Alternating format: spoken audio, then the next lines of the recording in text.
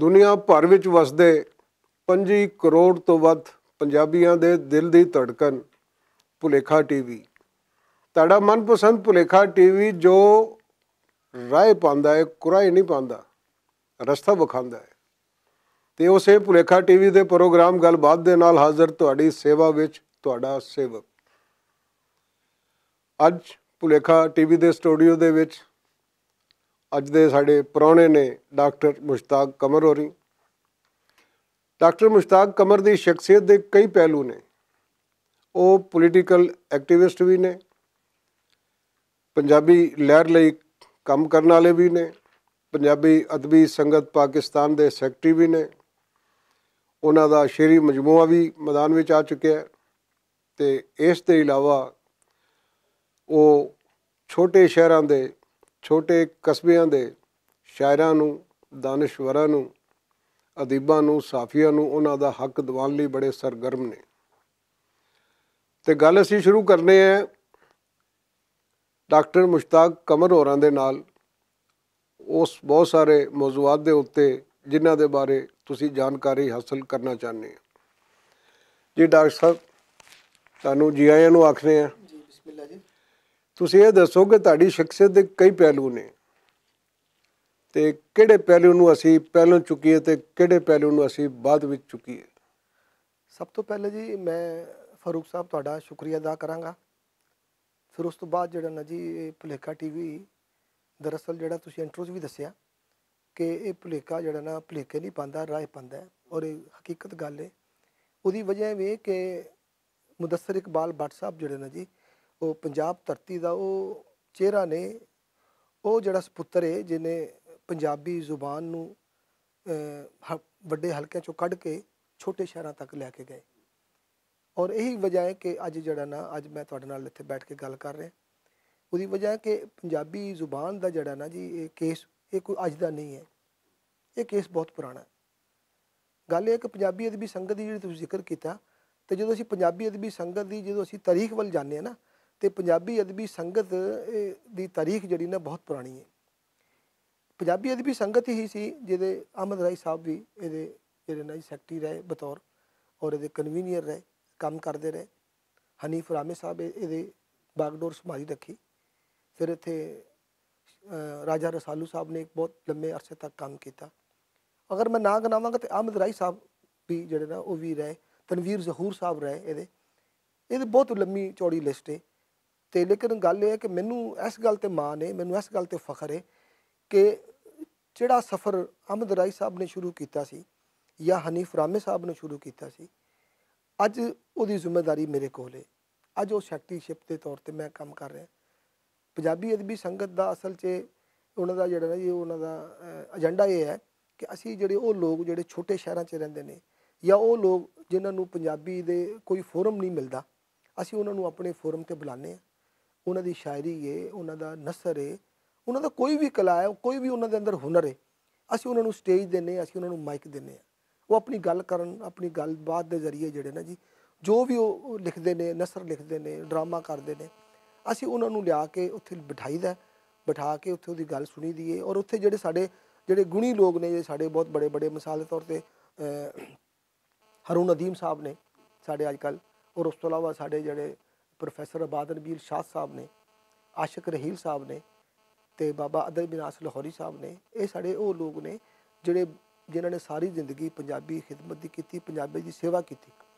ਇਹ ਉਹਨਾਂ ਦੇ ਸਾਹਮਣੇ ਜਦੋਂ ਉਹ ਨਵਾਂ ਲਿਖਣ ਵਾਲਾ ਦੋਸਤ ਜਿਹੜਾ ਨਾ ਆਪਣੀ ਚੀਜ਼ ਰੱਖਦਾ, ਅਤੇ ਫਿਰ ਉਹਦੇ ਅੰਦਰ ਜਿਹੜੇ ਨੋਕ ਪਲਕ ਹੁੰਦੀ, ਜਿਹੜੀ ਉਹਦੇ ਅੰਦਰ ਜਿਹੜੀਆਂ ਕੋਈ ਕੁਤਾਹੀਆਂ ਨੇ ਜਾਂ ਜਿਹੜੀ ਉਹਦੀ ਕਮੀਆਂ ਨੇ, ਉਹਨਾਂ ਨੂੰ ਦੂਰ ਕੀਤਾ ਜਾਂਦਾ ਹੈ। ਔਰ ਫਿਰ ਕੋਸ਼ਿਸ਼ ਕੀਤੀ ਜਾਂਦੀ ਹੈ ਕਿ ਜਦੋਂ ਸੁਣਨ ਵਾਲੇ ਤੱਕ ਗੱਲ ਪਹੁੰਚੇ ਅਤੇ ਉਹ ਕਮ ਅਜ਼ ਕਮ ਉਹ ਪੰਜਾਬੀ ਜਿਹੜਾ ਲਿਖ ਰਿਹਾ ਹੈ ਉਹ ਉਸ 'ਤੇ ਉਹ ਮਾਣ ਵੀ ਕਰੇ, ਅਤੇ ਨਾਲੇ ਉਹ ਜਿਹੜਾ ਨਾ ਸੀਨਾ ਚੌੜਾ ਕਰਕੇ ਉਹ ਬਾਕੀ ਜ਼ੁਬਾਨਾਂ ਦੇ ਸਾਹਮਣੇ ਜਿਹੜਾ ਨਾ ਖਲੋ ਜਾਵੇ। ਇਹ ਤੁਹਾਡੀ ਜਿਹੜੀ ਪੰਜਾਬੀ ਅਦਬੀ ਸੰਗਤ ਹੈ, ਇਹ ਸਿਰਫ ਹਫ਼ਤਾਵਾਰ ਇਜਲਾਸ ਕਰਨ ਤੱਕ ਮਹਿਦੂਦ ਹੈ ਜਾਂ ਕੋਈ ਹੋਰ ਵੀ ਇਹਦਾ ਕੰਮ ਕਾਰ ਹੈ? ਨਹੀਂ ਜੀ, ਪੰਜਾਬੀ ਅਦਬੀ ਸੰਗਤ ਜਿਹੜਾ ਨਾ ਜੀ ਉਹਦਾ ਸਾਡਾ ਇੱਕ ਸ਼ੈਡਿਊਲ ਇਹ ਹੈ ਕਿ ਅਸੀਂ ਹਰ ਹਫ਼ਤੇ 'ਤੇ ਅਸੀਂ ਪ੍ਰੋਗਰਾਮ ਉਹਦਾ ਕਰਦੇ ਹਾਂ ਨਾ ਜੀ। ਜਦੋਂ ਵੀ ਪ੍ਰੋਗਰਾਮ ਹੁੰਦਾ, ਜਦੋਂ ਕੋਈ ਇੰਟਰਨੈਸ਼ਨਲ ਕੋਈ ਕਾਨਫਰੰਸ ਹੁੰਦੀ ਹੈ ਜਾਂ ਕੋਈ ਇੰਟਰਨੈਸ਼ਨਲ ਜਿਹੜਾ ਕੋਈ ਪੰਜਾਬੀ ਜ਼ੁਬਾਨ ਦੇ ਹਵਾਲੇ ਨਾਲ ਕੋਈ ਦਿਹਾੜ ਹੁੰਦਾ ਹੈ, ਠੀਕ ਹੈ ਨਾ, ਜਿਹੜੇ ਸੂਫੀਆ ਨੇ ਜਿਹੜੇ, ਅਸੀਂ ਉਹਨਾਂ ਸੂਫੀਆਂ ਦੇ ਦਿਨ ਵੀ ਮਨਾਉਂਦੇ ਹਾਂ। ਕੋਸ਼ਿਸ਼ ਕਰਨੇ ਆ ਕਿ ਜਿਹੜੀ ਨੌਜਵਾਨ ਨਸਲ ਹੈ, ਜਿਹੜੀ ਅੱਜ ਦਾ ਜਿਹੜੀ ਨਸਲ ਦਾ ਜਿਹੜਾ ਕੁੜੀ ਹੈ, ਮੁੰਡਾ ਹੈ, ਉਹਨੂੰ ਇਹ ਵੀ ਪਤਾ ਲੱਗੇ ਕਿ ਬੁੱਲੇ ਸ਼ਾਹ ਕੌਣ ਸੀ, ਉਹਨੂੰ ਇਹ ਵੀ ਪਤਾ ਲੱਗੇ ਕਿ ਸ਼ਾਹ ਹੁਸੈਨ ਕੌਣ ਸੀ, ਉਹਨੂੰ ਇਹ ਵੀ ਪਤਾ ਲੱਗੇ ਕਿ ਵਾਰਿਸ ਸ਼ਾਹ ਜਿਹੜੇ ਨਾ ਉਹਨਾਂ ਨੇ ਹੀਰ ਲਿਖੀ ਤੇ ਉਹਦੇ ਮੰਜ਼ਰ ਕੀ ਸੀ ਤੇ ਪਸ ਮੰਜ਼ਰ ਕੀ ਸੀ। ਗੱਲ ਇਹ ਵੇ ਕਿ ਜਦੋਂ ਤੱਕ ਅਸੀਂ ਆਪਣੀ ਨਵੀਂ ਪੀੜ੍ਹੀ ਨੂੰ, ਅਸੀਂ ਨਵੀਂ ਨੌਜਵਾਨ ਨਸਲ ਨੂੰ ਅਸੀਂ ਆਪਣੀ ਰਹਿਤਲ ਦਾ, ਆਪਣੀ ਸਕਾਫਤ ਦਾ, ਆਪਣੀ ਜ਼ੁਬਾਨ ਦਾ ਅਸੀਂ ਨਹੀਂ ਦੱਸਾਂਗੇ, ਤੁਰ ਕੇ ਨਹੀਂ ਦੱਸਣਾ। ਔਰ ਦਿਹਾੜ ਮਨਾਉਣ ਦਾ ਮਕਸਦ ਇਹ ਹੁੰਦਾ ਕਿ ਅਸੀਂ ਉੱਥੇ ਕੋਈ ਬੈਠ ਕੇ ਕੋਈ ਗੱਲਾਂ ਨਹੀਂ ਕਰਨੀਆਂ ਹੁੰਦੀਆਂ, ਉੱਥੇ ਬੈਠ ਕੇ ਕੋਈ ਅਸੀਂ ਗੱਪਾਂ ਨਹੀਂ ਮਾਰਨੀਆਂ ਹੁੰਦੀਆਂ। ਉੱਥੇ ਅਸੀਂ ਨੌਜਵਾਨ ਨਸਲ ਵੀ ਆਉਂਦੀ ਹੈ ਅਤੇ ਨਵੇਂ ਲਿਖਣ ਵਾਲੇ ਵੀ ਹੁੰਦੇ ਨੇ, ਪੁਰਾਣੇ ਲਿਖਣ ਵਾਲੇ ਵੀ ਹੁੰਦੇ ਨੇ। ਪੁਰਾਣੇ ਜਿਹੜੇ ਲੋਕ ਹੁੰਦੇ ਨੇ ਉਹ ਆਪਣਾ ਤਜਰਬੇ ਦੇ ਤੌਰ 'ਤੇ ਉਹਨਾਂ ਲੋਕਾਂ ਨੂੰ ਆਪਣੀ ਗੱਲਾਂ ਸ਼ੇਅਰ ਕਰਦੇ ਨੇ ਅਤੇ ਨੌਜਵਾਨ ਨਸਲ ਜਿਹੜੀ ਉਹਨੂੰ ਪਤਾ ਚੱਲਦਾ ਕਿ ਇਸ ਖਿੱਤੇ 'ਚ ਕੌਣ ਹੈ। ਮਿਸਾਲ ਦੇ ਤੌਰ 'ਤੇ ਮੇਰਾ ਹੁਣ ਤਲਕ ਜਿਹੜਾ ਨਾ ਚਿਸ਼ਤੀਆਂ ਦੇ ਨਾਲ ਹੈ। ਜਿਸ ਵੇਲੇ ਮੈਂ ਪੰਜਾਬੀ ਵੱਲ ਆਇਆ ਮੈਂ ਅਤੇ ਮੈਂ ਜਦੋਂ ਸ਼ੁਰੂ 'ਚ ਲਿਖਿਆ ਅਤੇ ਮੈਂ ਤਾਂ ਉਰਦੂ ਲਿਖਦਾ ਸੀ। ਉਦੋਂ ਉਰਦੂ ਲਿਖਣੀ ਅਤੇ ਉਹ ਅਸੀਂ ਐਵੇਂ ਬੇਤੁਕੀ ਸ਼ਾਇਰੀ ਕਰ ਲੈਣੀ। ਮੇਰਾ ਉਦੋਂ ਸੰਗਤ ਹੋਈ ਮੇਰੀ ਅਲੀ ਅਰਸ਼ਦ ਮੀਰ ਸਾਹਿਬ ਦੇ ਨਾਲ, ਮੇਰੀ ਸੰਗਤ ਹੋਈ ਅਲੀ ਅਸ਼ਰਫ ਕੁਰੈਸ਼ੀ ਸਾਹਿਬ ਦੇ ਨਾਲ। ਜਦੋਂ ਅਸੀਂ ਉਹਨਾਂ ਨਾਲ ਬੈਠ ਉੱਠ ਸ਼ੁਰੂ ਕੀਤੀ ਅਤੇ ਉਸ ਵਕਤ ਜਿਹੜਾ ਨਾ ਉਹ ਅਸੀਂ ਪੰਜਾਬੀ ਸਾਨੂੰ ਦੇਣ ਲੱਗ ਪਏ ਵੀ ਪੰਜਾਬੀ ਲਿਖਿਆ ਕਰੋ ਯਾਰ। ਔਰ ਉਹ ਵਕਤ ਉਹ ਸੀ ਕਿ ਉਸ ਵੇਲੇ ਪੰਜਾਬੀ ਦੀ ਗੱਲ ਕਰਨ ਵਾਲੇ ਬੰਦੇ ਨੂੰ ਕਹਿੰਦੇ ਸਨ ਇਹ ਕਾਫਰ ਹੈ, ਇਹ ਕਾਮਰੇਡ ਹੈ, ਇਹ ਦਹਿਰੀ ਹੈ। ਯਾਨੀ ਕਿ ਪੰਜਾਬੀ ਜ਼ੁਬਾਨ ਇੱਕ ਵਕਤ ਉਹ ਸੀ ਕਿ ਪੰਜਾਬੀ ਜ਼ੁਬਾਨ ਨੂੰ ਬੋਲਣਾ ਜਿਹੜਾ ਸੀ ਨਾ ਜੀ, ਉਹ ਤੁਸੀਂ ਇੰਝ ਸੀ ਕਿ ਤੁਸੀਂ ਆਪਣੇ ਗਲ 'ਚ ਕੋਈ ਫਾਇਆ ਪਾਉਣ ਵਾਲੀ ਗੱਲ ਸੀ। ਲੇਕਿਨ ਸਾਨੂੰ ਉਹਨਾਂ ਨੇ ਲਾਇਆ ਫਿਰ ਜਦੋਂ ਸਾਨੂੰ ਚੱਸ ਆਉਣ ਲੱਗ ਪਈ, ਜਦੋਂ ਅਸੀਂ ਬੁੱਲੇ ਸ਼ਾਹ ਨੂੰ ਪੜ੍ਹਿਆ, ਜਦੋਂ ਅਸੀਂ ਸੂਫੀਆਂ ਨੂੰ ਪੜ੍ਹਿਆ ਅਤੇ ਉਹ ਫਿਰ ਸਾਨੂੰ ਇੰਝ ਲੱਗਿਆ ਕਿ ਜਿਵੇਂ ਇਹ ਤਾਂ ਯਾਰ ਜਿਹੜੀ ਨਾ ਇਹ ਮੇਰੇ ਤਾਂ ਪਿਓ ਦਾਦਿਆਂ ਦੀ ਜ਼ੁਬਾਨ ਹੈ, ਮੇਰੇ ਘਰ ਦੀ ਜ਼ੁਬਾਨ ਹੈ। ਔਰ ਉਹਦੇ ਵਿੱਚ ਸਾਨੂੰ ਲਿਖਣਾ, ਉਹ ਸਾਨੂੰ ਉਹਦੇ 'ਚ ਪਜ਼ੀਰਾਈ ਵੀ ਮਿਲੀ, ਉਹਦੇ ਸਾਨੂੰ ਲੋਕਾਂ ਨੇ ਸਾਨੂੰ ਸ਼ਨਾਖਤ ਵੀ ਦਿੱਤੀ। ਔਰ ਇਹੀ ਵਜ੍ਹਾ ਹੈ ਕਿ ਅੱਜ ਮੈਂ ਅਗਰ ਤੁਹਾਡੇ ਕੋਲ ਅੱਜ ਬੈਠਾ ਅਤੇ ਪੰਜਾਬੀ ਜ਼ੁਬਾਨ ਦੇ ਸੇਵਕ ਦੇ ਤੌਰ 'ਤੇ ਬੈਠਾ, ਪੰਜਾਬੀ ਜ਼ੁਬਾਨ ਦੀ ਖਿਦਮਤ ਦੇ ਤੌਰ 'ਤੇ ਬੈਠਾ। ਬੜੀ ਸੋਹਣੀ ਗੱਲ ਤੁਸੀਂ ਕੀਤੀ ਕਿ ਵਾਕਈ ਜਿਹੜਾ ਭਰਵਾਂ ਜਿਹੜਾ ਇਜ਼ਹਾਰ ਹੈ ਉਹ ਇਨਸਾਨ ਆਪਣੀ ਮਾਦਰੀ ਜ਼ੁਬਾਨ 'ਚ ਹੀ ਕਰ ਸਕਦਾ ਹੈ। ਇਹ ਸਾਡੀ ਬਦਨਸੀਬੀ ਹੈ ਕਿ ਅਜੇ ਤੱਕ ਅਸੀਂ ਇੱਥੇ ਪੰਜਾਬੀ ਨੂੰ ਰਾਈਜ ਨਹੀਂ ਕਰ ਸਕੇ, ਉਹਨੂੰ ਅਦਾਲਤੀ, ਦਫ਼ਤਰੀ ਜਾਂ ਕੀ ਕਹਿਣਾ ਚਾਹੀਦਾ ਹੈ ਕਿ ਸਹਾਫਤੀ ਜ਼ੁਬਾਨ ਨਹੀਂ ਬਣਾ ਸਕੇ, ਤਾਲੀਮੀ ਜ਼ੁਬਾਨ ਨਹੀਂ ਬਣਾ ਸਕੇ। ਤੁਸੀਂ ਪੰਜਾਬੀ ਲਈ ਬੜੀ ਸੇਵਾ ਕਰ ਰਹੇ ਹੋ ਅਤੇ ਉਹ ਮਾੜੇ ਸਾਡੇ ਜਿਹੜੇ ਸ਼ਾਇਰ ਅਦੀਬ ਜਿਹੜੇ ਕਸਬਿਆਂ 'ਚ ਰਹਿੰਦੇ ਨੇ, ਛੋਟੇ ਸ਼ਹਿਰਾਂ 'ਚ ਰਹਿੰਦੇ ਨੇ, ਉਹਨਾਂ ਲਈ ਤੁਸੀਂ ਕੀ ਜ਼ਫਰ ਜਲ ਰਹੇ ਹੋ? ਸਭ ਤੋਂ ਪਹਿਲੇ ਤਾਂ ਫਾਰੂਕ ਸਾਹਿਬ ਇਹ ਵੇ ਕਿ ਜਿੱਥੇ ਅਸੀਂ ਬੈਠੇ ਹਾਂ ਇਹਦੇ ਕੋਈ 150 ਕਿਲੋਮੀਟਰ 200 ਕਿਲੋਮੀਟਰ ਤੱਕ ਤੇ ਜਿਹੜਾ ਨਾ ਉਹ ਕੰਮ ਕਰਨਾ ਬਹੁਤ ਸੌਖਾ ਹੈ। ਉਹਦੇ ਲਈ ਤੁਹਾਨੂੰ ਮੀਡੀਆ ਵੀ ਅਵੇਲੇਬਲ ਹੈ, ਤੁਹਾਨੂੰ ਸਟੇਜ ਅਵੇਲੇਬਲ ਹੈ, ਤੁਹਾਨੂੰ ਮਾਈਕ ਅਵੇਲੇਬਲ ਹੈ। ਲੇਕਿਨ ਜਿਸ ਮਿੱਟੀ ਤੋਂ ਮੈਂ ਉੱਠ ਕੇ ਆਇਆ ਨਾ, ਜਿਸ ਇਲਾਕੇ 'ਚੋਂ ਮੈਂ ਉੱਠ ਕੇ ਆਇਆ, ਸਾਊਥ ਪੰਜਾਬ ਤੋਂ, ਸਾਊਥ ਚਿਸ਼ਤੀਆਂ ਤੋਂ, ਜ਼ਿਲ੍ਹਾ ਬਹਾਵਲਨਗਰ ਮੇਰਾ ਤਲਕ ਹੈ ਮੇਰਾ, ਅਤੇ ਉਸ ਇਲਾਕੇ ਦੇ ਵਿੱਚ ਇੱਕ ਪ੍ਰੋਗਰਾਮ ਨੂੰ ਕਰਨ ਵਾਸਤੇ ਬੜਾ ਤਵੀਲ ਸਫ਼ਰ ਕਰਨਾ ਪੈਂਦਾ। ਉੱਥੇ ਤੁਹਾਨੂੰ ਬੇਸ਼ੁਮਾਰ ਤੁਹਾਡੇ ਅੰਦਰ ਰੁਕਾਵਟਾਂ ਨੇ, ਬੇਸ਼ੁਮਾਰ ਤੁਹਾਡੇ ਅੰਦਰ ਬੈਰੀਅਰ ਨੇ ਜਿਨ੍ਹਾਂ ਨੂੰ ਤੁਸੀਂ ਫਲਾਂਘ ਕੇ ਆਉਣਾ ਹੈ। ਸਭ ਤੋਂ ਪਹਿਲੇ ਤਾਂ ਗੱਲ ਇਹ ਹੈ ਕਿ ਜਿਹੜੀ ਜ਼ੁਬਾਨਾਂ ਦਾ ਜਿਹੜਾ ਇੱਕ ਨਫ਼ਰਤ ਦੀ ਜਿਹੜੀ ਹੈ ਨਾ, ਇੱਕ ਛੋਟੀ ਜਿਹੀ ਇੱਕ ਲਹਿਰ ਤੋਰੀ ਹੈ, ਕਿਸੇ ਪਾਸੋਂ ਆਈ ਅੱਲਾ ਜਾਣੇ, ਮੈਨੂੰ ਨਹੀਂ ਪਤਾ, ਉਹਨਾਂ ਨੂੰ ਅਬੂਰ ਵੀ ਕਰਨਾ। ਫਿਰ ਦੂਸਰੀ ਗੱਲ ਇਹ ਕਿ ਜਿਸ ਇਲਾਕੇ 'ਚ ਅਸੀਂ ਬੈਠੇ ਹਾਂ ਉਸ ਇਲਾਕੇ ਨੂੰ ਤੇ ਅੱਜ ਤੱਕ ਇਹ ਕੰਸੀਡਰ ਨਹੀਂ ਕੀਤਾ ਗਿਆ ਕਿ ਇਹ ਪੰਜਾਬੀ ਦਾ ਇਲਾਕਾ ਹੈ। ਹੁਣ ਇਹ ਮੈਨੂੰ ਨਹੀਂ ਪਤਾ, ਕਿਉਂਕਿ ਮੇਰੇ ਘਰ ਦੇ ਵਿੱਚ, ਮੇਰੇ ਮਹੱਲੇ ਦੇ ਵਿੱਚ, ਮੇਰੇ ਸਕੂਲ ਦੇ ਵਿੱਚ, ਮੇਰੇ ਆਲ ਦੁਆਲ ਰਹਿਣ ਵਾਲੇ ਲੋਕਾਂ ਦੇ ਵਿੱਚ ਪੰਜਾਬੀ ਬੋਲੀ ਜਾਂਦੀ ਸੀ। ਲੇਕਿਨ ਅਸ਼ਰਾਫੀਆ ਦੀ ਜ਼ੁਬਾਨ ਜਾਂ ਜਿਹੜੀ ਨਾ ਉਹ ਹਾਕਮ ਮੇਲ ਜਿਹੜੀ ਹੈ ਉਹਦੀ ਜ਼ੁਬਾਨ ਕੀ ਹੈ ਉਹ ਤਾਂ ਮੈਨੂੰ ਨਹੀਂ ਪਤਾ। ਉਹ ਕੀ ਚਾਹੁੰਦੇ ਨੇ, ਕੀ ਕਰਦੇ ਨੇ। ਇਹੀ ਵਜ੍ਹਾ ਹੈ ਕਿ ਅੱਜ ਉਸ ਇਲਾਕੇ ਦੇ ਵਿੱਚ ਕੋਈ ਪੰਜਾਬੀ ਦੀ ਕੋਈ ਤਾਲੀਮ ਨਹੀਂ ਦਿੱਤੀ ਜਾ ਰਹੀ ਕਿਸੇ ਜਗ੍ਹਾ 'ਤੇ ਵੀ, ਸਕੂਲ ਦੇ ਵਿੱਚ, ਕਾਲਜ ਦੇ ਵਿੱਚ। ਜਦ ਕਿ ਅਸੀਂ ਬਹੁਤ ਬੜੇ ਬੜੇ ਨਾਅਰੇ ਮਾਰਨੇ ਆ, ਬਹੁਤ ਬੜੇ ਬੜੇ ਅਸੀਂ ਦਾਅਵੇ ਕਰਨੇ ਆ, ਉੱਥੇ ਅੱਜ ਤੱਕ ਕੋਈ ਪ੍ਰਾਇਮਰੀ ਸਕੂਲ ਦਾ ਕੋਈ ਟੀਚਰ ਨਹੀਂ ਗਾ, ਹਾਈ ਸਕੂਲ ਦੇ ਵਿੱਚ ਕੋਈ ਪੰਜਾਬੀ ਟੀਚਰ ਨਹੀਂ ਗਾ। ਜਦ ਕਿ ਉੱਥੇ ਇੱਕ ਯੂਨੀਵਰਸਿਟੀ ਦਾ ਇੱਕ ਕੈਂਪਸ ਮੌਜੂਦ ਹੈ, ਉਹਦੇ ਵਿੱਚ ਪੰਜਾਬੀ ਦਾ ਸ਼ੋਭਾ ਮੌਜੂਦ ਨਹੀਂ ਗਾ। ਹੱਤਾ ਕਿ ਉਹ ਐਮਏ ਪੰਜਾਬੀ ਦੇ ਦਾਖਲੇ ਵੀ ਕਬੂਲ ਨਹੀਂ ਕਰਦੇ, ਫਾਜ਼ਲ ਪੰਜਾਬੀ ਕਰਨ ਦੀ ਇਜਾਜ਼ਤ ਵੀ ਨਹੀਂ ਦਿੰਦੇ। ਬਲਕਿ ਤੁਹਾਡੀ ਗੱਲ ਬੜੀ ਤੁਸੀਂ ਸੋਹਣੀ ਕੀਤੀ, ਬੜੇ ਖਿਲਾਰ ਨਾਲ ਕੀਤੀ ਕਿ ਇਸ ਵੇਲੇ ਸਾਊਥ ਪੰਜਾਬ ਦੇ ਵਿੱਚ 300 ਤੋਂ ਵੱਧ ਜਿਹੜਾ ਪੰਜਾਬੀ ਡਿਪਾਰਟਮੈਂਟਸ ਜਿਹੜੇ ਨੇ ਸਕੂਲਾਂ ਕਾਲਜਾਂ ਦੇ ਵਿੱਚ ਉਹ ਬੰਦ ਕਰ ਦਿੱਤੇ ਗਏ ਨੇ। ਇਹਦੀ ਵਜ੍ਹਾ ਵੀ ਹੈ ਕਿ ਉੱਥੇ ਜਿਹੜਾ ਹੈ ਕਿ ਬੜਾ ਇੱਕ ਫੁਕਦਾਨ ਹੈ, ਪੰਜਾਬੀ ਜ਼ੁਬਾਨ ਦੀ ਲਹਿਰ ਨੂੰ ਰੋਕਿਆ ਜਾ ਰਿਹਾ, ਮਾਦਰੀ ਜ਼ੁਬਾਨ ਵਿੱਚ ਤਾਲੀਮ ਹਾਸਲ ਕਰਨ ਨੂੰ ਬੜਾ ਕੀ ਕਹਿਣਾ ਚਾਹੀਦਾ ਕਿ ਕੋਈ ਰਸਤਾ ਨਹੀਂ ਦਿੱਤਾ ਜਾ ਗੁਰੂ ਰਿਹਾ। ਸਾਹਿਬ ਮੈਂ ਤੁਹਾਡੀ ਗੱਲ ਨੂੰ ਥੋੜ੍ਹੀ ਹੋਰ ਇੱਕ ਜ਼ਾਵੀਏ ਨਾਲ ਵੀ ਵੇਖਾਂਗਾ। ਗੱਲ ਇਹ ਹੈ ਜੀ ਕਿ ਸਾਡਾ ਜਿਹੜਾ ਇਲਾਕਾ ਹੈ ਇਸ ਵਕਤ ਸਭ ਤੋਂ ਜ਼ਿਆਦਾ ਤੇ ਸਭ ਤੋਂ ਬਿਹਤਰੀਨ ਕਾਟਨ ਦੇਣ ਵਾਲਾ ਏਰੀਆ। ਉਸ ਇਲਾਕੇ ਦੇ ਵਿੱਚ ਤੁਸੀਂ ਪੂਰੀ ਦੁਨੀਆ ਦੇ ਵਿੱਚ ਉਹਦਾ ਲੈਬੋਰਟਰੀ ਟੈਸਟ ਕਰਵਾ ਲਓ, ਤੁਹਾਨੂੰ ਉੱਥੇ ਦੀ ਕਾਟਨ ਜਿਹੜੀ ਨਾ ਉਹਦੇ ਰੇਸ਼ਾ ਦੁਨੀਆ ਦੇ ਸਭ ਤੋਂ ਬਿਹਤਰੀਨ ਰੇਸ਼ਿਆਂ ਦੇ ਵਿੱਚ ਉਹਦਾ ਸ਼ੁਮਾਰ ਹੁੰਦਾ। ਫਿਰ ਉੱਥੇ ਦਾ ਜਿਹੜੀ ਕਮਾਦ ਹੈ ਜਿਹੜਾ ਉੱਥੇ ਕਮਾਦ ਜਿਹੜਾ ਹੈ ਉਹ ਕਮਾਦ ਜਿਹੜਾ ਨਾ ਉਹ ਤੁਹਾਡੀ ਪਾਕਿਸਤਾਨ ਦੀ ਜਿਹੜੀ ਸਨਅਤ ਹੈ ਉਹਦੇ ਵਿੱਚ ਆਪਣਾ ਭਰਵਾਂ ਕਿਰਦਾਰ ਅਦਾ ਕਰ ਰਿਹਾ। ਲੇਕਿਨ ਵੇਖੋ ਬਦਕਿਸਮਤੀ ਹੈ ਕਿ ਉੱਥੇ ਅੱਜ ਵੀ 70 ਸਾਲ ਤੋਂ ਸਾਡੇ ਉੱਥੇ ਜਿਹੜਾ ਸਿਆਸੀ ਜਿਹੜਾ ਨਾਅਰਾ ਹੈ ਉਹ ਸੜਕਾਂ ਬਣਾ ਦਿਓ, ਇੱਥੇ ਨਾਲੀਆਂ ਬਣਾ ਦਿਓ। ਕਿਆ ਅਸੀਂ 70 ਸਾਲ ਤੋਂ ਸਾਡੀਆਂ ਨਾਲੀਆਂ ਅਜੇ ਨਹੀਂ ਬਣੀਆਂ? ਸਭ ਕਾਗਜ਼ਾਤ 'ਚ ਬਣਦੀਆਂ ਨੇ, ਵੈਸੇ ਅਮਲੀ ਤੌਰ 'ਤੇ ਨਹੀਂ ਬਣਦੀਆਂ। ਚਲੋ ਸਰ ਵੈਸੇ ਵੀ ਬਣ ਜਾਣ, ਸਾਡਾ ਉੱਥੇ ਮਸਲਾ ਇਹ ਹੈ ਹੀ ਨਹੀਂ। ਸਾਡਾ ਮਸਲਾ ਉੱਥੇ ਇਹ ਹੈ ਕਿ ਉਸ ਇਲਾਕੇ ਦੇ ਵਿੱਚ ਜਿਹੜਾ ਨਾ ਉੱਥੇ ਯੂਨੀਵਰਸਿਟੀ ਆਵੇ, ਉੱਥੇ ਕਲਚਰਲ ਦੇ ਜਿਹੜੇ ਸਨਅਤੀ ਸਕਾਫਤੀ ਜਿਹੜੇ ਅਦਾਰੇ ਨੇ ਉਹ ਬਣਾਏ ਜਾਣ ਤਾਂ ਕਿ ਲੋਕਾਂ ਨੂੰ ਆਪਣੀ ਜ਼ੁਬਾਨ ਦਾ ਆਪਣੇ ਇਜ਼ਹਾਰ ਦਾ ਉਹਨਾਂ ਨੂੰ ਮੌਕਾ ਮਿਲਿਆ ਜਾਵੇ। ਜਦੋਂ ਤੁਸੀਂ ਇਸ ਬਹਾਵਲਨਗਰ 'ਚ ਰਹਿਣ ਵਾਲਾ ਬੰਦਾ ਜਾਂ ਚਿਸ਼ਤੀਆਂ 'ਚ ਰਹਿਣ ਵਾਲਾ ਬੰਦਾ ਜਾਂ ਫੋਟਾਬਾਜ਼ 'ਚ ਰਹਿਣ ਵਾਲਾ ਬੰਦਾ ਜਾਂ ਫਕੀਰ ਵਾਲੀ 'ਚ ਰਹਿਣ ਵਾਲਾ ਬੰਦਾ ਉਹ ਜਦੋਂ ਬਹਾਵਲਪੁਰ ਜਾਏਗਾ ਉਹਨੂੰ ਕਿਸੇ ਨੇ ਕਾਹ ਪਾਣਾ? ਤੁਹਾਨੂੰ ਬੈਠਣ ਨਹੀਂ ਦੇਣਾ। ਯਾਨੀ ਲੈਂਗੁਏਜ ਡਿਸਕ੍ਰਿਮੀਨੇਸ਼ਨ ਆਉਂਦੀ ਹੈ ਉਹਦੇ 'ਚ। ਸਰ ਮੈਂ ਅਰਜ਼ ਕਰਨਾ ਕਿ ਚਲੋ ਇੱਕ ਜ਼ੁਬਾਨ ਦਾ ਇੱਕ ਮਸਲਾ ਵੱਖਰਾ ਹੈ। ਜਿਸ ਵਕਤ ਤੁਸੀਂ ਜਦੋਂ ਕੋਈ ਚੀਜ਼ਾਂ ਦੀ ਮੁਰਾਦ ਦਿੰਦੇ ਹੋ ਆਵਾਮ ਨੂੰ ਦਿੰਦੇ ਹੋ, ਜਦੋਂ ਤੁਸੀਂ ਉਹਦੇ ਵਿੱਚ ਇਹ ਤਾਂ ਨਹੀਂ ਦੱਸਿਆ ਜਾਂਦਾ ਨਾ ਕਿ ਇਸ ਇਲਾਕੇ ਨੂੰ ਦੇਣਾ ਤੇ ਇਸ ਇਲਾਕੇ ਨੂੰ ਨਹੀਂ ਦੇਣਾ। ਜਦੋਂ ਬਹਾਵਲਪੁਰ ਡਿਵੀਜ਼ਨ ਜਿਹੜਾ ਹੈ ਉਹਦੇ ਅੰਦਰ ਕੋਈ ਵੀ ਡਿਵੈਲਪਮੈਂਟ ਹੁੰਦੀ ਹੈ, ਕੋਈ ਵੀ ਤਰੱਕੀ ਹੁੰਦੀ ਹੈ, ਕਿਆ ਉਹ ਬਹਾਵਲਪੁਰ ਦੇ ਜਿਹੜੇ ਲੈਣ ਵਾਲੇ ਲੋਕ ਨੇ ਜਾਂ 20 ਕਿਲੋਮੀਟਰ 'ਚ ਜਾਂ 10 ਕਿਲੋਮੀਟਰ ਦੇ ਉਹੀ ਉਹਦੇ ਮੁਰਾਦ ਯਾਫਤਾ ਨੇ? ਮੇਰਾ ਖਿਆਲ ਹੈ ਇਹ ਅਗਰ ਬਹਾਵਲਪੁਰ ਡਿਵੀਜ਼ਨ ਦੀ ਜਦੋਂ ਗੱਲ ਕਰਾਂਗੇ ਤੇ ਫਿਰ ਓਨਾ ਹੀ ਹਿੱਸਾ ਬਹਾਵਲਨਗਰ ਨੂੰ ਮਿਲਣਾ ਚਾਹੀਦਾ ਔਰ ਓਨਾ ਹੀ ਹਿੱਸਾ ਰਹੀਮ ਯਾਰ ਖਾਨ ਨੂੰ ਮਿਲਣਾ ਚਾਹੀਦਾ, ਓਨਾ ਹੀ ਚਿਸ਼ਤੀਆਂ ਨੂੰ ਮਿਲਣਾ ਚਾਹੀਦਾ, ਓਨਾ ਹੀ ਸਾਦਕਾਬਾਦ ਨੂੰ ਮਿਲਣਾ ਚਾਹੀਦਾ, ਜਦ ਕਿ ਇਸ ਤਰ੍ਹਾਂ ਨਹੀਂ ਹੁੰਦਾ।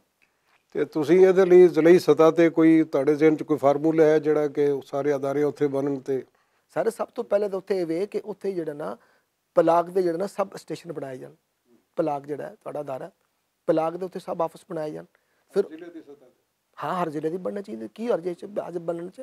ਅਗਰ ਇੱਕ ਅੱਛਾ ਅਦਾਰਾ ਇੱਕ ਅੱਛਾ ਕੰਮ ਕਰ ਰਿਹਾ ਹੈ, ਕਿਆ ਪਲਾਗ ਜਿਹੜਾ ਹੈ ਪਲਾਗ ਨੇ ਪੂਰੇ ਪੰਜਾਬ ਦੀ ਸਕਾਫਤ ਨੂੰ, ਰਹਿਤਲ ਨੂੰ, ਜ਼ੁਬਾਨ ਨੂੰ ਉਹਨੂੰ ਸ਼ਨਾਖਤ ਨਹੀਂ ਦਿੱਤੀ?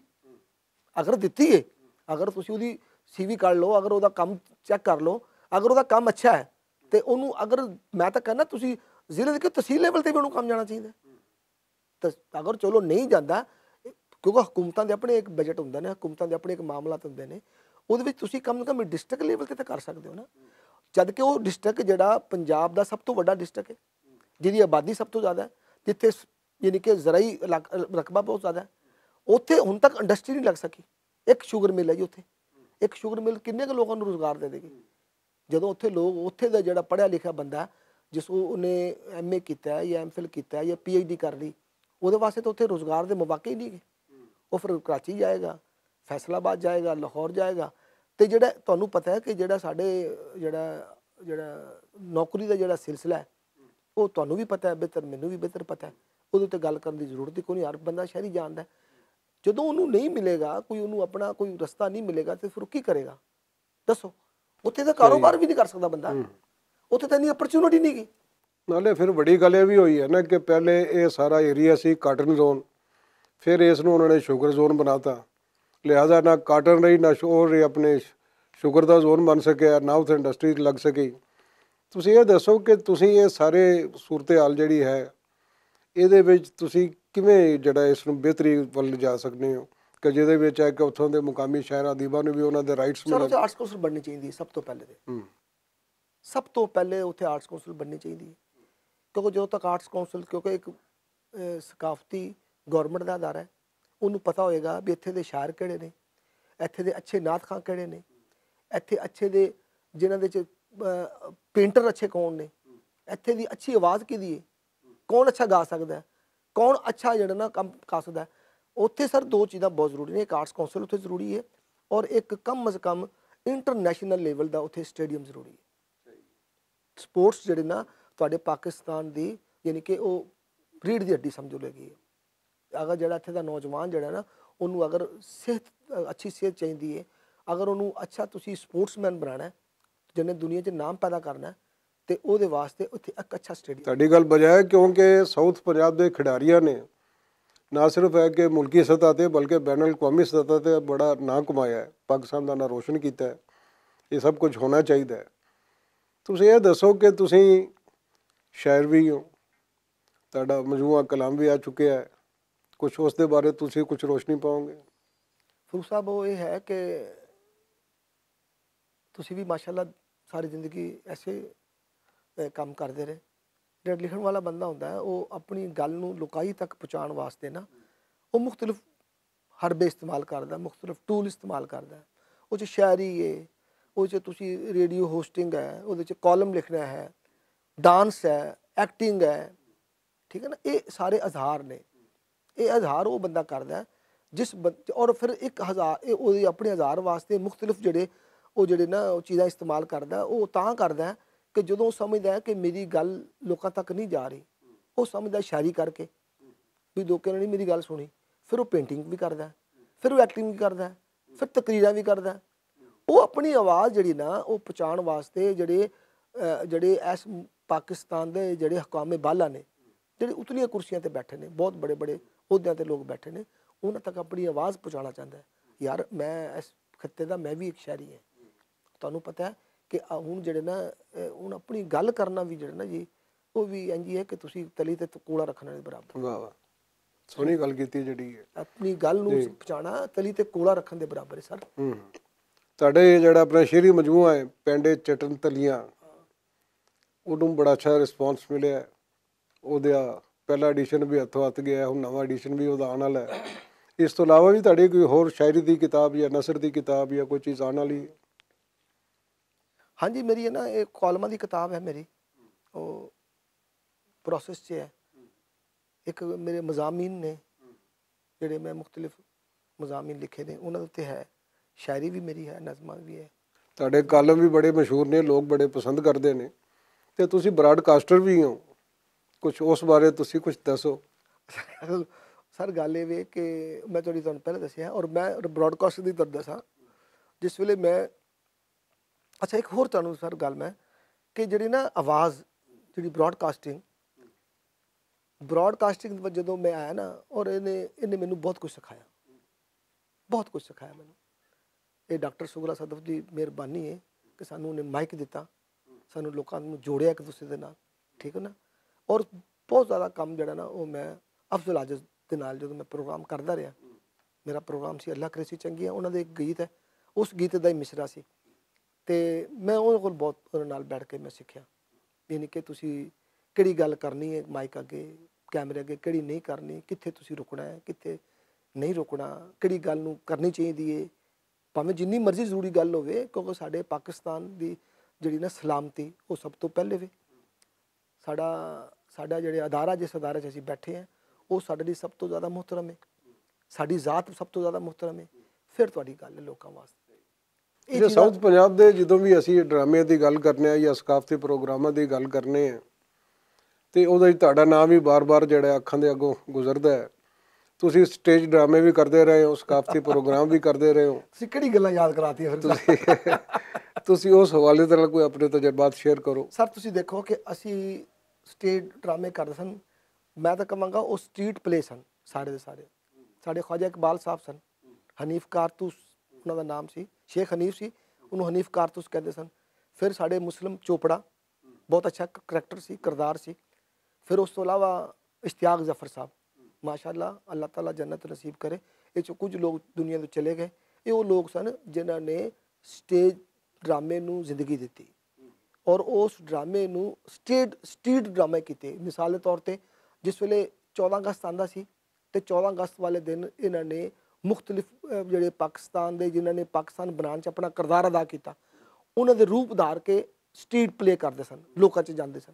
ਪਤਾ ਲੱਗਦਾ ਸੀ ਵੀ ਇਹ ਕਾਇਦ ਆਜ਼ਮ ਹੈ, ਇਹ ਸਰ ਸੈਯਦ ਅਹਿਮਦ ਖਾਨ ਵੇ, ਇਹ ਗਾਂਧੀ ਹੈ, ਯਾਨੀ ਕਿ ਕਿਰਦਾਰ ਸਨ, ਚੱਲਦੇ ਫਿਰਦੇ ਨਜ਼ਰ ਆਉਂਦੇ ਸਨ ਲੋਕਾਂ ਨੂੰ। ਫਿਰ ਜਿਸ ਵੇਲੇ ਕੋਈ ਯਾਨੀ ਕਿ 25 ਦਸੰਬਰ ਆ ਗਿਆ, ਉਸ ਵਕਤ ਵੀ ਆਪਣੇ ਕਿਰਦਾਰ ਅਦਾ ਕਰਦੇ ਸਨ। ਲੇਕਿਨ ਬਦਕਿਸਮਤੀ ਸਾਰੇ ਹੋਈ ਕਿ ਉੱਥੇ ਦੇ ਨਾ ਫਨਕਾਰਾਂ ਨੂੰ ਕੋਈ ਇੱਜ਼ਤ ਮਿਲੀ, ਪਜ਼ੀਰਾਈ ਮਿਲੀ, ਨਾ ਉੱਥੇ ਦੇ ਲੋਕਾਂ ਨੂੰ ਸ਼ਾਇਰਾਂ ਨੂੰ ਮਿਲੀ, ਨਾ ਉੱਥੇ ਦੇ ਕਿਸੇ ਦਾਨਿਸ਼ਵਰ ਨੂੰ ਮਿਲੀ, ਨਾ ਉੱਥੇ ਦੇ ਕਿਸੇ ਐਸੇ ਬੰਦੇ ਨੂੰ ਕੋਈ ਪਜ਼ੀਰਾਈ ਮਿਲੀ ਜਿਹੜਾ ਉੱਥੇ ਜਿਹੜਾ ਨਾ ਉਹ ਆਪਣੇ ਹੁਨਰ ਦੇ ਵਿੱਚ ਕੋਈ ਮੁਖਤਲਿਫ ਸੀ। ਮਿਸਾਲ ਦੇ ਤੌਰ ਤੇ ਮੈਂ ਸਮਝਣਾ ਵਾ ਕਿ ਅਗਰ ਕੋਈ ਕਿਸੇ ਬੰਦੇ ਨੇ ਸਾਡੇ ਵਿੱਚੋਂ ਅਗਰ ਕੋਈ ਬੰਦਾ ਨਿਕਲ ਕੇ ਉਹ ਗਿਆ ਤੇ ਉਹ ਇਫਤਿਖਾਰ ਕੈਸਰ ਹੈ। ਸਹੀ ਹੈ, ਬਿਲਾਸ਼ੁਬਾ, ਕਿਉਂਕਿ ਇਫਤਿਖਾਰ ਕੈਸਰ ਨੇ ਹੀ ਚਿਸ਼ਤੀ ਆਰਟਸ ਕੌਂਸਲ ਦੀ ਬੁਨਿਆਦ ਰੱਖੀ ਸੀ ਤੇ ਅੱਗੋਂ ਫਿਰ ਤੁਹਾਡੇ ਰੰਗੇ ਪੰਜਾਬੀ ਪਿਆਰਿਆਂ ਨੇ, ਮਹਾਨ ਅਦਾਕਾਰਾਂ ਨੇ ਉਸ ਗੱਲ ਨੂੰ ਅਗਾਂਹ ਵਧਾਇਆ ਤੇ ਬੜੀ ਦੂਰ ਤੱਕ ਲੈ ਕੇ ਗਏ।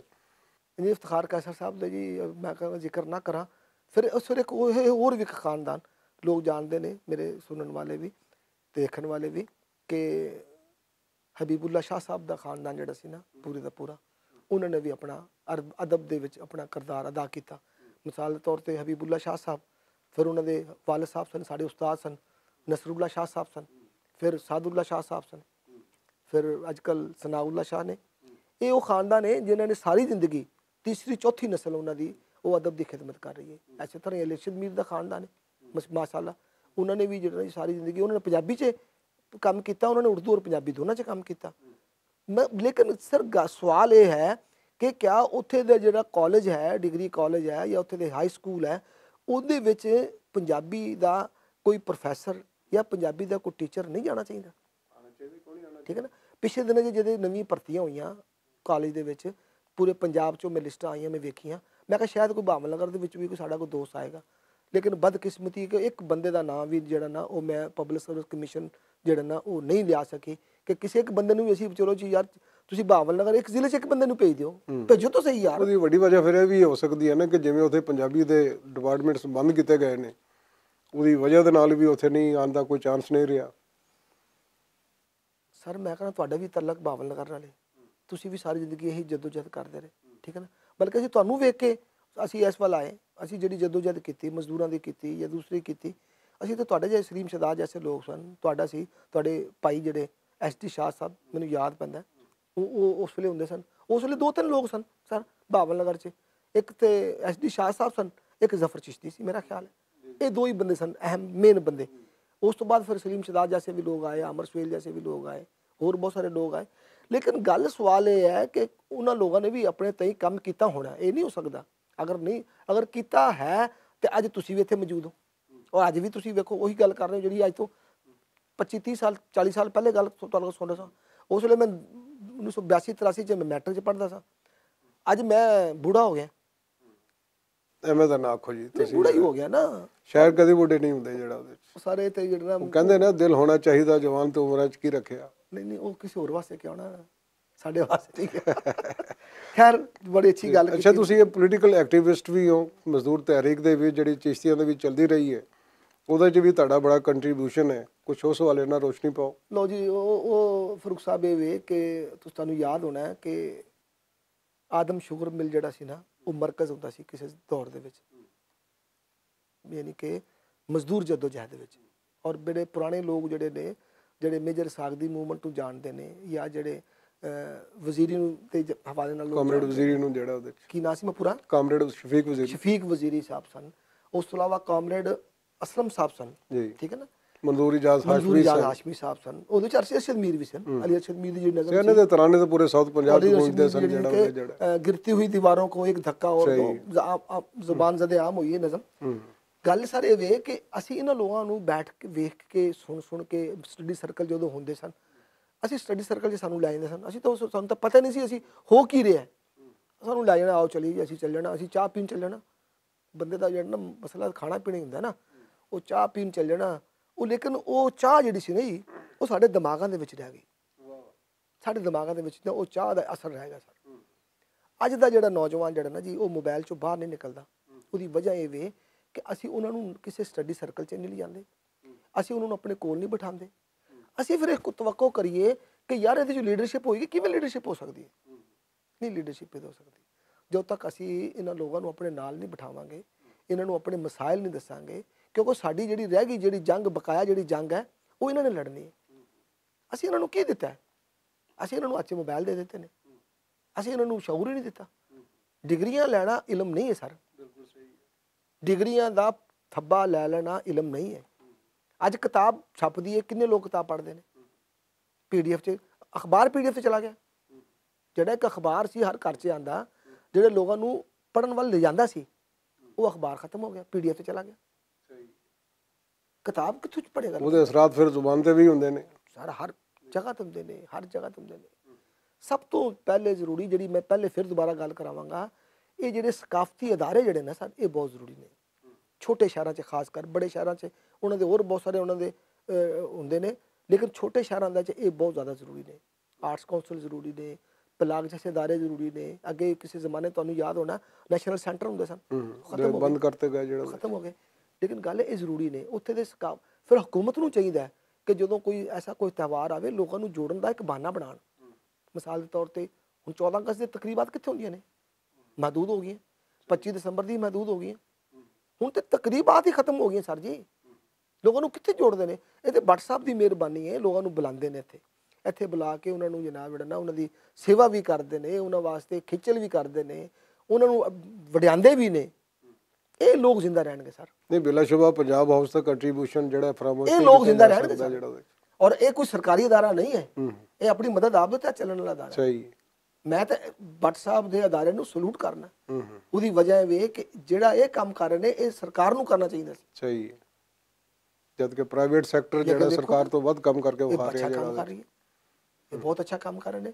ਔਰ ਇਹਨਾਂ ਦਾ ਨਾ ਤੁਸੀਂ ਅਗਰ ਮਿਟਾਣਾ ਵੀ ਚਾਹੋ ਨਾ, ਕਿਸੇ ਛੁਰੀਆਂ ਨਾਲ, ਕਿਸੇ ਬਲੇਡ ਨਾਲ ਨਹੀਂ ਮਿਟਣਾ। ਬਿਲਕੁਲ ਸਹੀ। ਜਿਸ ਤਰ੍ਹਾਂ ਤੁਸੀਂ ਇਸ ਪੰਜਾਬ ਦੇ ਜਿਹੜੀ ਮੂਵਮੈਂਟ ਹੈ, ਉਸ ਪੰਜਾਬ ਦੀ ਮੂਵਮੈਂਟ 'ਚ ਅਗਰ ਤੁਸੀਂ ਚਾਹੋ ਵੀ ਮੈਂ ਇਲਿਆਸ ਘੁੰਮਣ ਨੂੰ ਰਿਮੂਵ ਕਰ ਦੇਵਾਂ, ਤੁਸੀਂ ਕਰ ਲਓਗੇ ਸਰ? ਨਹੀਂ, ਹੋ ਨਹੀਂ ਸਕਦਾ। ਇੰਜੇ ਮੁਦੱਸਰ ਇਕਬਾਲ ਭੱਟ ਸਾਹਿਬ ਦਾ ਨਾਮ, ਬਾਕੀ ਪੰਜਾਬੀ ਪਿਆਰਿਆਂ ਦਾ ਨਾਮ, ਇਹਨਾਂ ਲੋਕਾਂ ਦੀ ਮਿਹਰਬਾਨੀ ਹੈ। ਅੱਜ ਜਿਹੜੇ ਪੰਜਾਬੀ ਦੇ 4 ਬੰਦੇ ਜਿਹੜੇ ਪੜ੍ਹ ਕੇ ਤੁਹਾਡੇ ਸਾਹਮਣੇ ਆ ਰਹੇ ਨੇ, ਜਿਹੜੇ ਪੰਜਾਬੀ ਦੇ ਕੋਈ ਪ੍ਰੋਫੈਸਰ ਨਜ਼ਰ ਆ ਰਹੇ ਨੇ ਤੁਹਾਨੂੰ ਪੰਜਾਬ ਦੇ ਮੁxtਲਿਫ ਕਾਲਜਾਂ 'ਚ, ਇਹਨਾਂ ਲੋਕਾਂ ਦੀ ਮਿਹਰਬਾਨੀ ਹੈ। ਵਰਨਾ ਸ਼ਾਇਦ ਤੁਹਾਡੇ ਕੋਲੋਂ ਟੀਚਰ ਹੀ ਨਾ ਹੁੰਦੇ। ਬਿਲਕੁਲ। ਇਹ ਕੌਣ ਕੰਮ ਕਰ ਰਿਹਾ ਸਰ? ਇਹ ਸਾਨੂੰ ਰਲ ਕੇ ਕਰਨਾ ਚਾਹੀਦਾ, ਤੁਹਾਨੂੰ ਮੈਨੂੰ ਰਲ ਕੇ ਕਰਨਾ ਚਾਹੀਦਾ।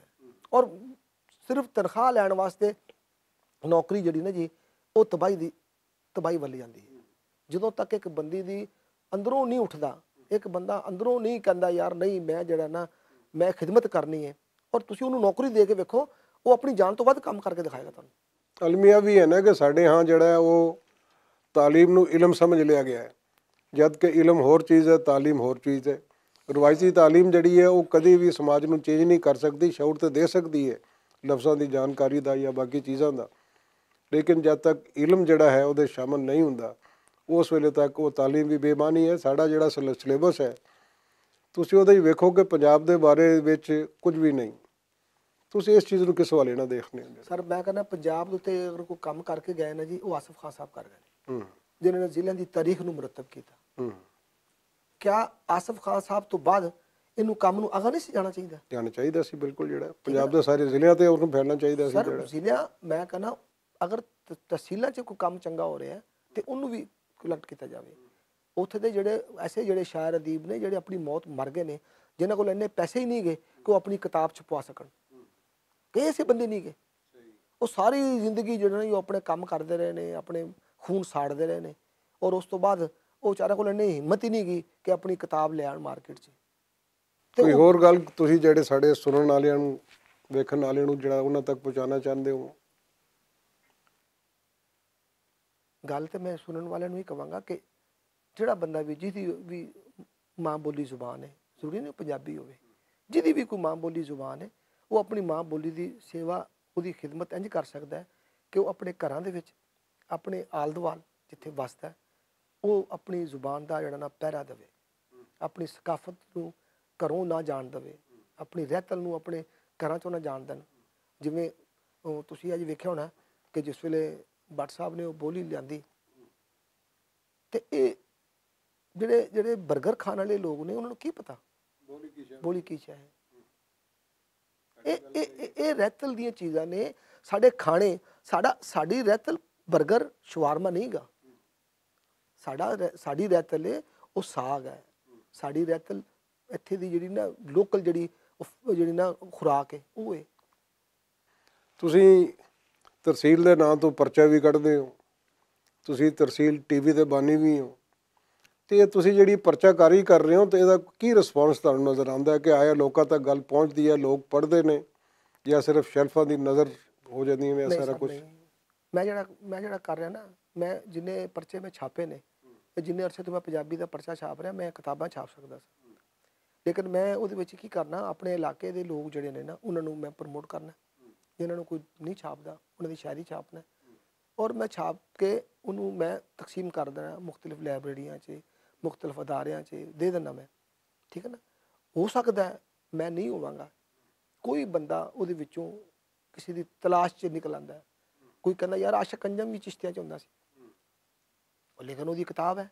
ਉਸ ਤੋਂ ਬਾਅਦ ਕੋਈ ਐਸਾ ਸ਼ਾਇਰ ਜਿਹਦੀ ਸ਼ਾਇਰੀ ਲੋਕਾਂ ਤੱਕ ਪਹੁੰਚੀ ਨਹੀਂ, ਇਹ ਮੇਰੇ ਕੋਲ ਕਨਸੈਪਟ ਇੰਝ ਆਇਆ ਕਿ ਇੱਕ ਦਫਾ ਨਾ ਮੈਂ ਟੀਵੀ 'ਚ ਇੱਕ ਪ੍ਰੋਗਰਾਮ ਫਰੂਕ ਸਾਹਿਬ ਦੇਖਾ ਪਿਆ, ਇੱਕ ਸਿੰਧੀ ਗਾਣੇ ਦੀ ਨਾ ਉਹਨਾਂ ਨੇ ਧੁਨ ਬਣਾ ਕੇ ਤੇ ਸਾਨੂੰ ਸਿੰਧੀ ਗਾਣਾ ਸੁਣਾਇਆ। ਉਹ ਪਤਾ ਲੱਗਿਆ ਜੀ ਕਿ ਪਤਾ ਨਹੀਂ ਕਿੰਨੇ ਸਾਲ 100 ਸਾਲ ਇਹ ਗੀਤ ਜਿਹੜਾ ਸੀ ਲਿਖਿਆ ਗਿਆ ਕਿਸੇ ਵਕਤ, ਤੇ ਉਹ ਬੰਦਾ ਉਹਦੇ ਨਾ ਰਿਸਰਚਰ ਜਿਹੜਾ ਸੀ, ਜਿਹੜਾ ਖੋਜਕਾਰ ਸੀ, ਉਹ ਪਹੁੰਚਦਾ ਉੱਥੇ ਤੱਕ ਪਹੁੰਚਿਆ। ਉਹ ਪਹੁੰਚ ਕੇ ਉਹਨੂੰ ਲਿਆ ਕੇ ਉਹਨੂੰ ਜਿਹੜਾ ਨਾ ਮਿਊਜ਼ਿਕ 'ਤੇ ਚੜਾਇਆ ਤੇ ਉਹ ਗਾਇਆ ਗਿਆ। ਮੈਂ ਤਾਂ ਚਾਹੁੰਦਾ ਕਿ ਮੇਰਾ ਕੰਮ ਹੈ ਜਾਂ ਮੈਂ ਜਿਹੜਾ ਲੋਕਾਂ ਨੂੰ ਇਕੱਠਿਆਂ ਕਰ ਰਿਹਾ, ਹੋ ਸਕਦਾ ਕੋਈ ਬੰਦਾ ਯੂਨੀਵਰਸਿਟੀ ਦਾ ਲੈਵਲ ਦਾ ਕੋਈ ਬੰਦਾ ਆਵੇ, ਉਹ ਆ ਕੇ ਉਸ 'ਤੇ ਕੰਮ ਸ਼ੁਰੂ ਕਰ ਦੇਵੇ, ਕੋਈ ਮੁੰਡਾ ਉੱਠੇ ਆ ਕੇ ਕਹੇ ਯਾਰ ਇਸ ਇਲਾਕੇ 'ਚ ਪਰਚਾਕਾਰੀ 'ਚ ਕਿਹਨੇ ਕੰਮ ਕੀਤਾ, ਉਹ 'ਚ ਸਾਡਾ ਵੀ ਕੋਈ ਕਿਸੇ ਪਾਸੋਂ ਨਾਮ ਨਿਕਲ ਆਏਗਾ। ਨਹੀਂ ਤੁਹਾਡੀ ਤਾਂ ਇਸ ਹਵਾਲੇ ਨਾਲ ਬੜੀ ਖੇਚਲ ਹੈ ਕਿ ਤੁਸੀਂ ਮਾਹੀਏ ਟੱਪੇ ਤੇ ਜਿੰਨੇ ਲੋਕ ਗੀਤ ਸਨ ਤੁਸੀਂ ਉਹਨਾਂ ਦੀ ਤਲਾਸ਼ ਦੇ ਵਿੱਚ ਪੂਰਾ ਜ਼ਿਲ੍ਹਾ ਭਾਵਨਗਰ ਨਹੀਂ ਬਲਕਿ ਸਾਊਥ ਪੰਜਾਬ ਦੇ ਪਿੰਡਾਂ ਦੇ ਵਿੱਚ ਗਏ ਹੋ, ਥਾਂ ਤੇ ਗਏ ਹੋ, ਸਾਰਾ ਕੁਝ ਕੀਤਾ ਹੈ। ਤੇ ਇਹ ਸਾਰਾ ਕੁਝ ਕਰਨ ਦਾ ਕੀ ਵਜ੍ਹਾ ਸੀ? ਆਪਣੇ ਸਕਾਫਤ ਨੂੰ ਪ੍ਰਮੋਟ ਕਰਨਾ, ਜ਼ੁਬਾਨ ਨੂੰ ਪ੍ਰਮੋਟ ਕਰਨਾ? ਸਰ ਮੈਂ ਜਿਹੜੀ ਅਰਜ਼ ਕਰ ਰਿਹਾ ਨਾ ਕਿ ਇਹ ਅਦਾਰਿਆਂ ਦਾ ਕੰਮ ਸੀ ਨਾ, ਇਹ ਅਦਾਰਿਆਂ ਦਾ ਕੰਮ ਸੀ।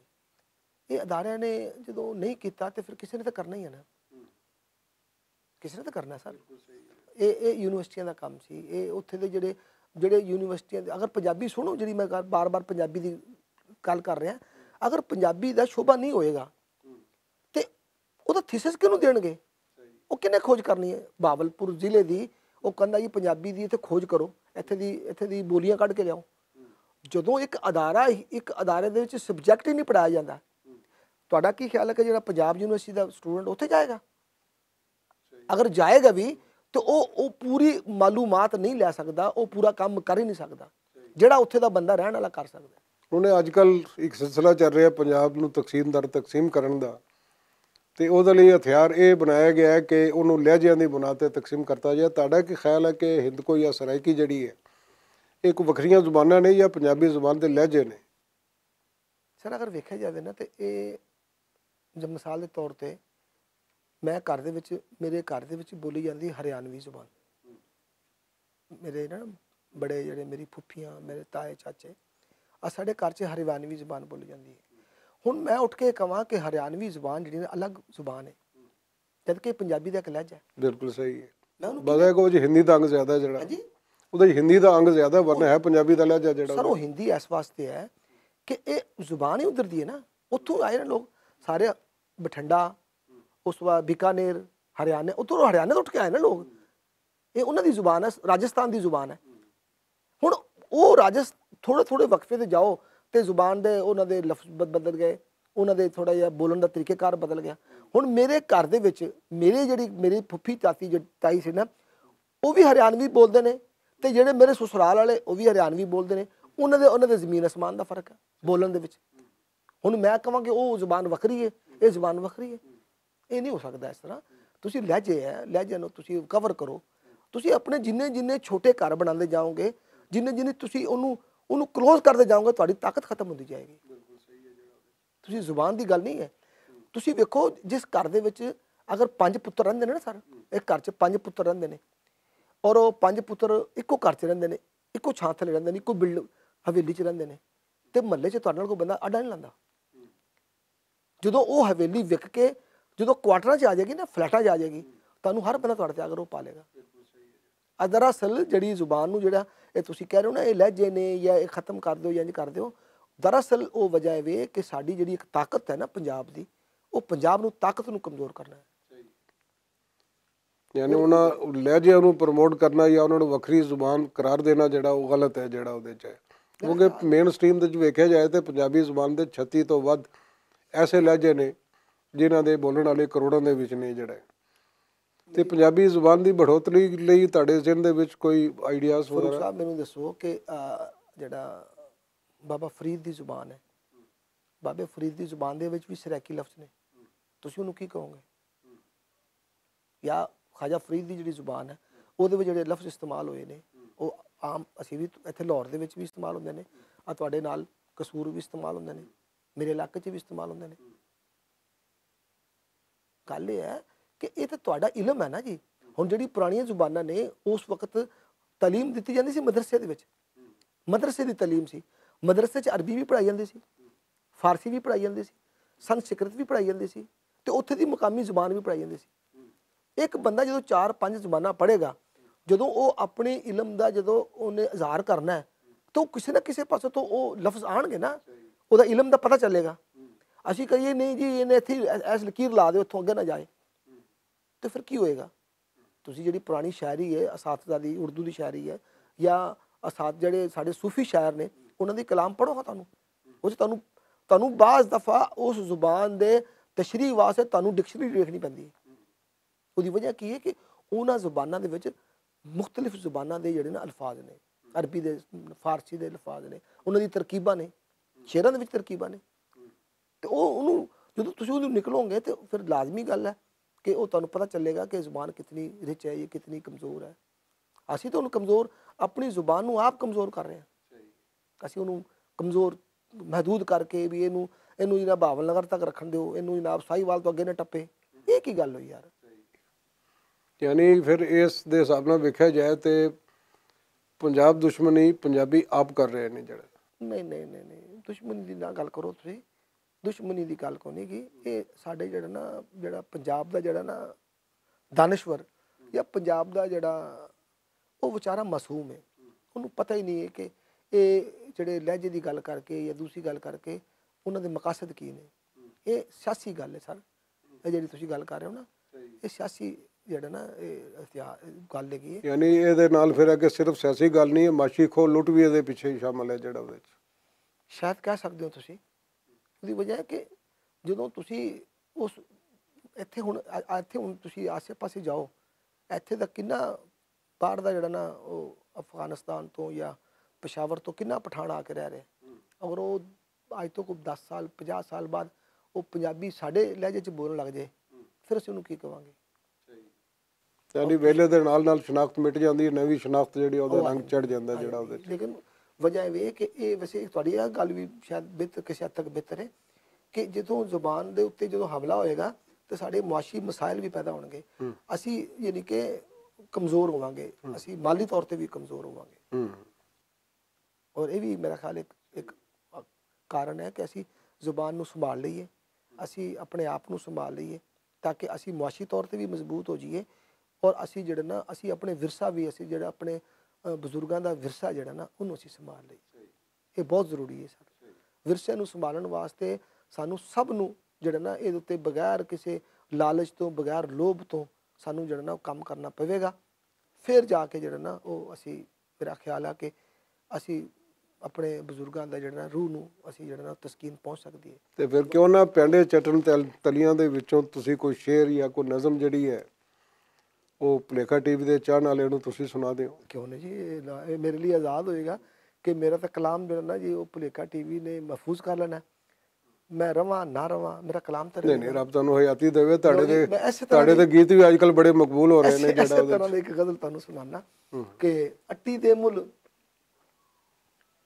ਵਿਕਦੀ ਫਿਰੇ ਬਾਜ਼ਾਰਾਂ ਵਿੱਚ। ਵਾਹ ਵਾਹ ਵਾਹ। ਅੱਟੀ ਦੇ ਮੁੱਲ ਵਿਕਦੀ ਫਿਰੇ ਬਾਜ਼ਾਰਾਂ ਵਿੱਚ, ਲੇਖਾਂ ਨੂੰ ਕਿਸ ਬੰਦ ਕਰ ਦਿੱਤਾ ਗਾਰਾਂ ਵਿੱਚ। ਵਾਹ ਵਾਹ। ਅੱਜ ਵੀ ਇੱਥੇ ਤਕੜੇ ਦੀ ਸਰਦਾਰੀ ਹੈ। ਵਾਹ, ਫਿਰ ਤਾਂ ਹੋਵੇ। ਅੱਜ ਵੀ ਇੱਥੇ ਤਕੜੇ ਦੀ ਸਰਦਾਰੀ ਏ, ਖੋ ਲੈਂਦਾ ਏ ਬਾਜ਼ ਕਬੂਤਰ ਡਾਰਾਂ ਵਿੱਚ। ਵਾਹ ਵਾਹ, ਖੂਬ ਹੈ। ਟੁੱਟ ਗਏ ਤੇ ਪੈਰਾਂ ਥੱਲੇ ਰੁਲ ਜਾਣਾ। ਵਾਹ। ਐਸੇ ਡਰ ਤੋਂ ਪੱਤੇ ਰੋਣ ਬਹਾਰਾਂ ਵਿੱਚ। ਵਾਹ ਵਾਹ। ਚੇਤੇ ਕੌਣ ਕਰੇਗਾ ਮੇਰੇ ਸ਼ੇਰਾਂ ਨੂੰ। ਵਾਹ ਵਾਹ, ਖੂਬ ਹੈ। ਚੇਤੇ ਕੌਣ ਕਰੇਗਾ ਮੇਰੇ ਸ਼ੇਰਾਂ ਨੂੰ, ਬਣ ਜਾਵਾਂਗਾ ਸ਼ਹਿ ਸੁਰਖੀ ਅਖਬਾਰਾਂ ਵਿੱਚ। ਵਾਹ ਵਾਹ, ਖੂਬ ਹੈ।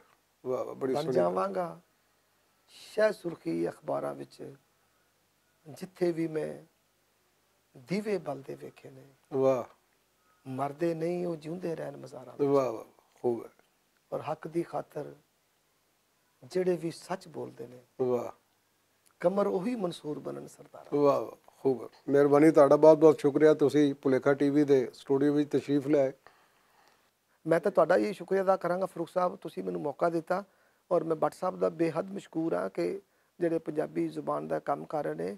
ਔਰ ਮੈਂ ਸਮਝਦਾ ਵਾਂ ਕਿ ਸਾਡੇ ਉੱਤੇ ਉਹ ਐਸੀ ਛਾਂ ਹੈ ਪੰਜਾਬੀ ਜ਼ੁਬਾਨ ਦੇ ਉੱਤੇ ਕਿ ਅੱਲਾਹ ਤਾਲਾ ਉਹਨੂੰ ਕਦੇ ਤੱਤੀ ਵਾਹ ਨਾ ਲਾਵੇ, ਕਿਉਂਕਿ ਉਸੇ ਹੀ ਛਾਂ ਥੱਲੇ ਅਸੀਂ ਸਾਰਿਆਂ ਨੇ ਆਪਣੇ ਕੱਦ ਉੱਚੇ ਕਰ ਰਹੇ ਨੇ। ਐਸੇ ਛਤਰੀ ਥੱਲੇ ਅਸੀਂ ਅੱਡੀਆਂ ਚੁੱਕ ਚੁੱਕ ਕੇ ਭਾਵੇਂ ਜਿੰਨੇ ਮਰਜ਼ੀ ਕਰ ਲਈਏ, ਲੇਕਿਨ ਇੱਕ ਜਿਹੜਾ ਭੁਲੇਖਾ ਟੀਵੀ ਦਾ ਜਿਹੜਾ ਅਦਾਰਾ ਹੈ, ਪੰਜਾਬ ਹਾਊਸ ਜਿਹੜਾ ਹੈ, ਇਹ ਚੜ੍ਹਦੇ ਪੰਜਾਬ ਔਰ ਲਹਿੰਦੇ ਪੰਜਾਬ ਦੋਨਾਂ ਵਾਸਤੇ ਜਿਹੜਾ ਜੀ ਇਹ ਬਹੁਤ ਠੰਡੀ ਹਵਾ ਦਾ ਇੱਕ ਚੌਂਕਾ ਹੈ। ਬਲਕਿ ਇਹ ਕਹਿਣਾ ਚਾਹੀਦਾ ਕਿ ਦੁਨੀਆ ਭਰ ਵਿੱਚ ਵਸਦੇ ਪੰਜਾਬੀਆਂ ਲਈ ਜਿਹੜਾ ਮੁਦੱਸਰ ਇਕਬਾਲ ਭੱਟ ਸਾਹਿਬ ਨੇ ਪੰਜਾਬ ਹਾਊਸ ਦੀ ਸ਼ਕਲ ਦੇ ਵਿੱਚ ਇੱਕ ਹਾਈਡ ਪਾਰਕ ਜਿਹੜਾ ਬਣਾ ਕੇ ਦੇ ਛੱਡਿਆ। ਬਿਲਕੁਲ ਜੀ, ਬਿਲਕੁਲ। ਆਪਣੀ ਉਹਨਾਂ ਨੂੰ ਮਾਈਕ ਦੇ ਦਿੱਤਾ ਸਰ ਆਪਣੀ ਗੱਲ ਕਰਨ ਦਾ, ਤੇ ਇਸ ਤੋਂ ਬਾਅਦ ਕੀ ਹੋ ਸਕਦਾ ਹੈ। ਤੁਹਾਡੀ ਬਹੁਤ ਬਹੁਤ ਮਿਹਰਬਾਨੀ, ਸ਼ੁਕਰੀਆ ਤੁਹਾਡਾ ਕਿ ਤੁਸੀਂ ਭੁਲੇਖਾ ਟੀਵੀ ਦੇ ਸਟੂਡੀਓ ਵਿੱਚ ਤਸ਼ਰੀਫ ਲਿਆਏ, ਤੇ ਆਇੰਦਾ ਵੀ ਤੁਹਾਡੇ ਨਾਲ ਵੇਲੇ ਕੁ ਮੁਲਾਕਾਤਾਂ ਹੁੰਦੀਆਂ ਰਹਿਣਗੀਆਂ ਤਾਂ ਕਿ ਲੋਕਾਂ ਤੱਕ ਤੁਹਾਡੇ ਖਿਆਲਾਤ ਅਸੀਂ ਪਹੁੰਚਾ ਸਕੀਏ। ਤੇ ਨਾਜ਼ਰੀਨ, ਅੱਜ ਸਾਡੇ ਪ੍ਰਾਹੁਣੇ ਸਨ ਡਾਕਟਰ ਮੁਸ਼ਤਾਕ ਕਮਰ ਹੋਰੀ, ਜਿਹੜੇ ਕਿ ਪੰਜਾਬੀ ਦੇ ਬਹੁਤ ਵੱਡੇ ਐਕਟੀਵਿਸਟ ਨੇ, ਸ਼ਾਇਰ ਨੇ, ਸਦਾਕਾਰ ਨੇ, ਤੇ ਬੜੇ ਬੜੇ ਗੁਣ ਨੇ ਇਹਨਾਂ ਦੇ ਵਿੱਚ ਜਿਹੜਾ। ਤੇ ਅਸੀਂ ਆਇੰਦਾ ਵੀ ਇਹਨਾਂ ਨਾਲ ਮਿਲਦੇ ਜੁਲਦੇ ਰਹਾਂਗੇ। ਤੇ ਇਹਦੇ ਨਾਲ ਹੀ ਦਿਓ ਇਜਾਜ਼ਤਾਂ। ਖੁਸ਼ ਰਹੋ, ਖੁਸ਼ ਰੱਖੋ, ਜੀਓ ਤੇ ਜੀਣ ਦਿਓ। ਤੇ ਮਿਲਦੇ ਹਾਂ ਅਗਲੇ ਪ੍ਰੋਗਰਾਮ ਦੇ ਵਿੱਚ ਕਿਸੇ ਨਵੀਂ ਕਾਢ ਦੇ ਨਾਲ, ਕਿਸੇ ਨਵੇਂ ਪ੍ਰਾਹੁਣੇ ਦੇ ਨਾਲ। ਰੱਬ ਰਾਖਾ।